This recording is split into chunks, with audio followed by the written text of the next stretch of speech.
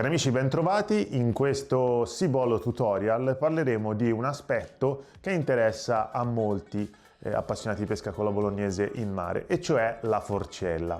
Cos'è la forcella? Quando si usa la forcella? E soprattutto, grazie a questo contesto, riusciremo a capire come si realizza nel migliore dei modi. Parleremo di tutto quel che serve per realizzare forcelle insomma, in grado di catturare molti pesci. Parleremo di diametri, parleremo di lunghezze, ma soprattutto parleremo di esecuzione. Qui davanti a me ho tutto quello che mi serve, ma prima di cominciare diciamo cos'è la forcella, e cioè un sistema terminale a due ami, generalmente un amo più lungo e un amo più corto, o meglio un bracciolo più lungo, un bracciolo più corto, che creano giusto appunto questo sistema a forcella, e consente di chiaramente effettuare catture multiple in pesche altamente dinamiche, come per esempio la pesca del cefalo. Catture multiple fanno divertire e quindi è preferibile. Oppure viene messa in azione tutte quelle volte che abbiamo a che fare con contesti di pesca dove c'è molta presenza di pesce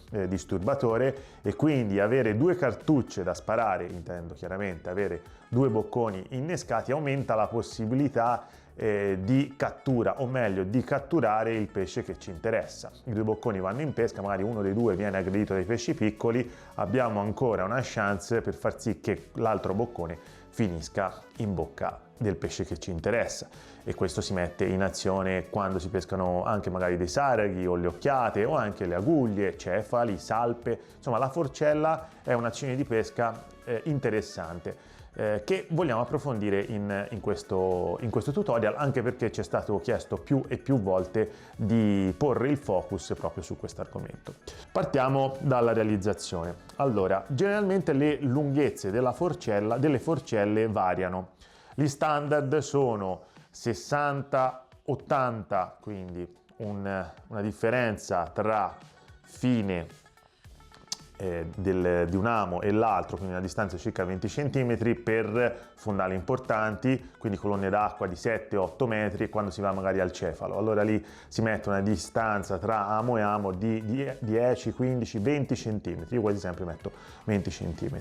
Oppure ci si accorcia sulle lunghezze di questa famigerata forcella e si va più corti, fino ad arrivare a una lunghezza a volte anche di 25-35 cm. In quel caso 25 cm, 35 cm significa che tra amo e amo vicino, 25-35, avete 10 cm di distanza. Quando si mette in pesca quell'azione di pesca là, la forcella corta si mette durante le scadute, quando c'è mare mosso, quindi magari si pesca a ridosso degli scogli, vogliamo poco svolazzo, vogliamo essere rapidi, reattivi sulla ferrata, cioè capire esattamente il momento esatto quando il pesce mangia. Più il bracciolo è corto e più capiamo rapidamente quando il galleggiante va giù, e quindi mettiamo un approccio con forcella più ristretta, più corta. E poi ci sono tutte le misure nel mezzo, diciamo, quindi si va da un minimo di 25-35 cm fino a un massimo di 80-100.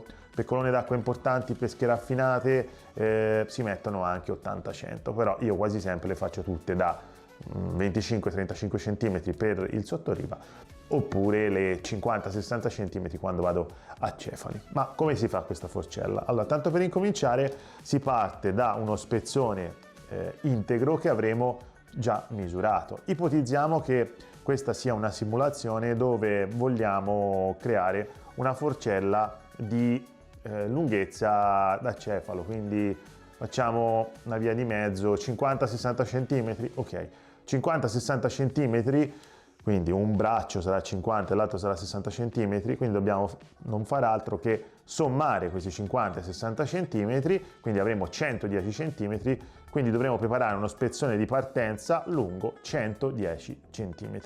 Fatto questo, andremo a posizionare i due capi approssimativamente, non fissatevi sui millimetri che non cambia assolutamente niente, a circa 10 cm l'uno dall'altro, quindi questa per capirsi, questa distanza qua sarà 10 cm, farei anche 12 perché poi abbiamo chiaramente lo spreco del nodo l'uno dall'altro, e poi sulla parte, stendendo bene, mi raccomando, pettinate il filo in questo modo qua, in modo che non si creino torsioni in questa fase. dovremo andare a realizzare il nodo dell'asola della forcella. Il nodo dell'asola non è, è semplicissimo, cioè non è altro che un nodo, un loop, un doppio passaggio. Vi faccio vedere lentamente come si esegue. Vedete che si accostano i due fili in questo modo qua, e poi non si fa altro che passare una volta il filo al suo interno e poi si passa una seconda volta il filo al suo interno. Si sta sempre molto bene attenti che le spire si dispongano nel modo corretto e poi si va a serrare, inumidendo. In questo caso non bagno con la saliva perché non ho voglia di leccare un cordino potenzialmente sporco. Comunque il nylon o il fluorocarbon generalmente si inumidisce in questo modo qua. Quindi a questo punto avremo un sistema con asola pronta in questo modo qua e le due zone già con la lunghezza giusta per andare poi a collegare gli ami. Gli ami, ora simulando, immaginate, questo è un amo a occhiello, ma immaginate che sia chiaramente un amo a paletta, perché quasi sempre si utilizzano gambo lungo, anzi extra lungo e a paletta come amo, e si va a fare il nodo. Quale nodo generalmente io utilizzo per la forcella? Non il classico nodo che viene utilizzato tantissimo per gli ami, perché mi crea uno spreco eccessivo e non mi fa essere preciso. Quindi quando io faccio le forcelle vado a eseguire il nodo sull'amo, quello diciamo più storico, e cioè questo alla fine. Non mi ricordo come si chiama il nome, però in linea di massima il nodo, quello che prevede una serie di giri intorno alla paletta, in questo modo qua, facciamone col filo così non è facile, per poi andare a reinserire il capo morto all'interno dell'asola e tirare, andare a tirare però principalmente questo elemento. È un nodo chiaramente in cui però il posizionamento dietro la paletta non è così automatico, quindi io consiglio di andare poi a riposizionare, quando fate questo nodo, il verso del filo in uscita internamente all'amo, perché è sempre consigliato far così. Dico consigliato, non totalmente obbligatorio, perché ho fatto tanti test e il fatto che sia interno sì è importante, ma non così importante come la letteratura ci racconta. Quindi vedete che con questo tipo di nodo di amo abbiamo un minimo spreco, e quindi in questo modo qua possiamo andare poi a legare anche il secondo amo. Guarda, facciamo le cose come si deve, facciamo anche il taglio, così abbiamo la nostra forcella vera e propria già completata, e andiamo a posizionare l'altro amo. Stesso discorso, stesso nodo. Su questo nodo qua ci sarebbe da parlare probabilmente anche molto, perché è un nodo che molto spesso, a seconda del diametro del filo e della grandezza dell'amo, studiare un certo numero di spire più che un altro è meglio. Per esempio, vi faccio un esempio: per questo tipo di nodo io ho visto nel tempo che con lo 0,10 e ami indicativamente intorno al numero 16, fare più di 5 spire è controproducente, cioè rende di più un nodo di questo tipo con 4 spire. Con fili più grossi possiamo aumentare le spire, insomma è tutto una questione di bilanciamento ed esperienza. Anche in questo caso, come vedete, vado a riposizionare il verso dell'amo internamente alla paletta, taglio, e qui abbiamo il nostro terminale a forcella. Eccolo qua, uno un pochino più lungo e uno un pochettino più corto. Questo generalmente quando si mette in pesca si fa in modo che il terminale, quello più lungo, vada a toccare leggermente sul fondo e l'altro nel fase di sondaggio resti staccato. Questo per il cefalo è perfetto, perché ci saranno dei cefali con abitudini prettamente gruffolatorie che mangeranno sul fondo, quindi preferiranno questo, e altri invece che si avventeranno su quello più alto. Ha un valore importante anche dal punto di vista visivo la forcella, perché questo boccone sarebbe poco visibile appoggiato sul fondo, questo si alza rispetto alla linea del fondo e visivamente per il pesce è più visibile. Poi tanti altri argomenti, però questo è per dare un'infarinatura sul perché mettiamo in pesca la forcella. Questo tipo di asola poi dove la mettiamo? O la andiamo a posizionare su un'altra asola così fatta, però creata, chiaramente sulla madre del filo, quindi che arriva direttamente dall'asse del galleggiante, oppure andiamo a mettere un microgancio sulla lenza madre. Ora, chiaramente per ragioni visive vi faccio vedere con questo. Sulla lenza io metto i Fast Link Swivel, che sono dei microgancini piccolissimi che chiaramente vanno a facilitare questo innesto dell'asola sulla lenza madre. Se in questo caso però mettiamo questo moschettonaccio grosso, che poi chiaramente consente anche di intercambiare rapidamente la nostra forcella nel caso in cui si rompesse, danneggiasse, eccetera eccetera. E quindi questo qui è l'assetto. Ripeto, potete fare anche senza microgancio, mettendo un'asola anche dall'altra parte e facendo un innesto bocca di lupo bocca di lupo. Vi faccio vedere cosa intendo, anche così completiamo il tutto. Ipotizziamo che questa sia la forcella,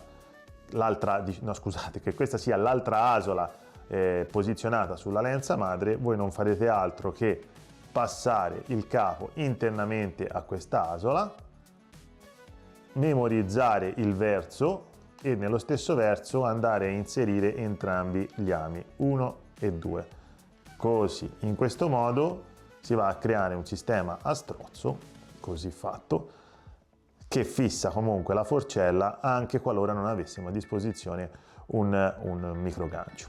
Ultima cosa importante da dire sulla forcella: le esche della forcella sono veramente tutte, nel senso che si pesca con la forcella sia con la mazzancolla, addirittura con il bachino, il gattino, oppure si può fare per la pesca alla spigola un innesco alternativo, cioè si mette generalmente il gambero vivo sull'amo più alto e su quello appoggiato, aumentando il distanziale, un amino più piccolino con il bigattino.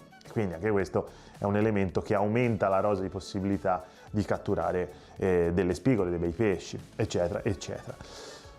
Piccola precisazione: qualora vi capitasse di rompere uno dei due braccioli, in questo modo qua, ipotizziamo che il pesce vi ha rotto il bracciolo qua, ok? Quindi siete rimasti con un bracciolo solo.